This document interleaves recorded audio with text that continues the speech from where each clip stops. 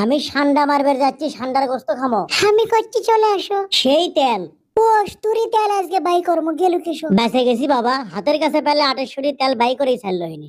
যা ভাগ, বাড়িতে আসবো না তখন দেখিসনি। বাড়ির তো জামই, সান্ডা ধরে নিয়ে আসবো, তাকে আন দিবে।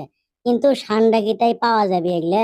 মাঝে মধ্যে দু একটা গুই সাপ দেখা যায় খালি, আমি ঠিক মতো চিনিও না সোকাম। এই সান্ডা মনে করে গুই সাপি ব্যান ধরে লে যাই লিখিন। মর্কের কিসের এক ঠান্ডা ঠান্ডা করে ফেসবুকত ঢোকাই যায় না। এক মুখে টোকায় গেলে অত্যাচার যা তা পোস্ট করে, তারই মধ্যে তোমার ঠান্ডার ও মা গো। আমি কি বেঁচে আছি? বেঁচে আছি বাবা, তাই তো মনে হচ্ছে। এডা সান্ডা যদি খালি পানু হিনি, তাক তো একেবারে জুত জাত মতো খানুই হিনি, তেল তো বাই কন্নুই হিনি।